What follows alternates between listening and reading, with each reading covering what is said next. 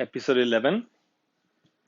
Welcome back. So today I want to talk about the last weekend where we hosted our first ever Greg's Powerlifting meeting.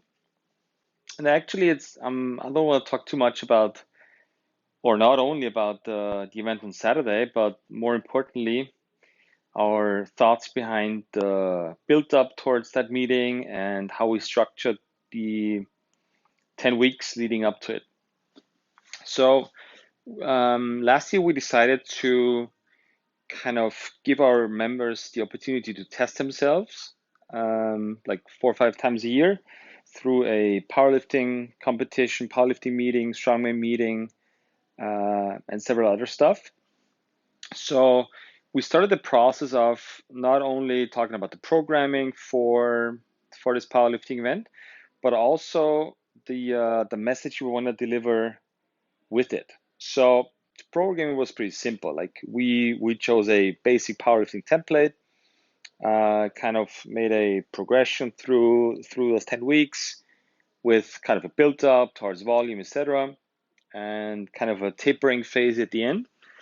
So that was nothing like outstanding and special, but the our approach to coaching the power lift, so the squat, bench, and the deadlift, were I think somewhat unique. So the basic approach was to kind of figure out, or the members should have figured out, where their actual like potential and their actual, let's call it, deficiencies are. So for example, for the back squat, we not only move the barbell, but we warm up properly, like finding proper tension and kind of getting in the right rhythm, in the right mood for squatting. And then we challenge the members to kind of take notes, whatever they've been realizing or figuring out during the squat. So, for example, putting more weight on one foot or one glute firing differently than the other. So they were taking notes and kind of got back to those notes in the next session. So it was kind of a steady progression through basically just their experiences while either squatting, benching, or deadlifting.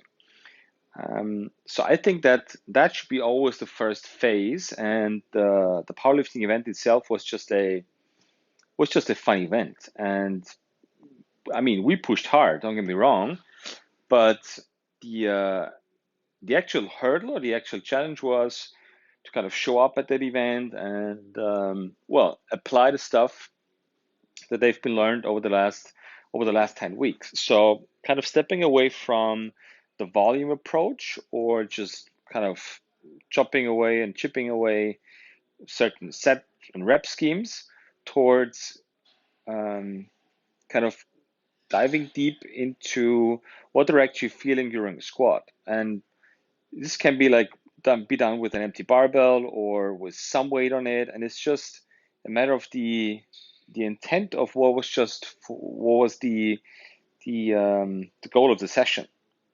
So kind of stepping away from the numbers and like goal setting, towards a different kind of goal setting, which is, hey, I wanna know more and dive in deeply into what my body is actually doing while I'm squatting.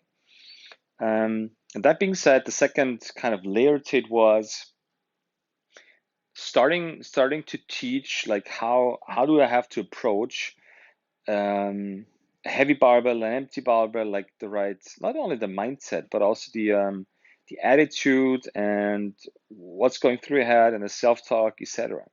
So for me, I was very proud about the outcome on Saturday, not necessarily like PR wise or weight wise, but more importantly, the progress in and the deepening of the learning throughout the last 10 weeks. And I think the results, sort of weight, etc., come quite naturally once you start a process with a more, let's say, general approach or more open-minded approach, which for me is, okay, if you want to improve technically, then it needs to start from an internal standpoint. Yes, you need basic technical advice for like sort of stance and how to grab a barbell, etc. But the way moving forward is such an internal process of, hey, I don't know what you feel during the squat. So I think we've made another good step in the right direction. And of course, you can always improve something.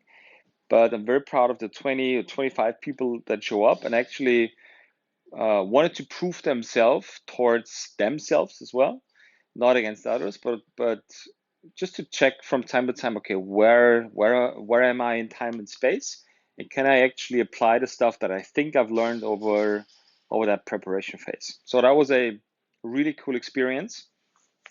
So no one felt like super pressurized because of the format.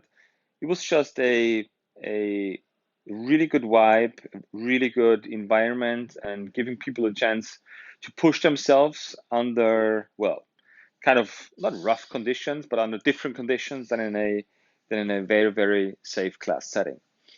So that was a cool experience, and we're looking forward to kind of build that up towards the strongman event, which is coming up in May. Basically having the same approach, so finding out which muscles are firing while you're doing whatever. Semper carry, why am I good at Semper carry? Why do I suck at farmer's carries, or vice versa? Why do I like squatting? Why do I like deadlifting? So what is the actual solution for that gap between, hey, my back squat's at 200 and my deadlift 2?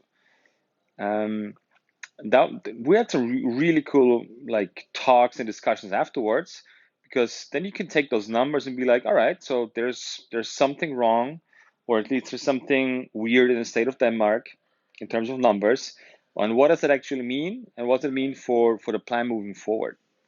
So I saw obviously a lot of potential for myself of what to work on, and the more I dive into it, the more I'm getting more, well, precise on what I need to work on. Not necessarily exercise or muscle wise, but also when are my lats actually firing. So I can engage my lats pretty nicely on the deadlift, but I kind of suck at it doing the squat. So I'm looking forward to the strongman weeks and see where the big potentials are, and I'll keep you guys posted about the progress, and especially the weaknesses that I have in strongman training, which is well, for me it's the Semper carry.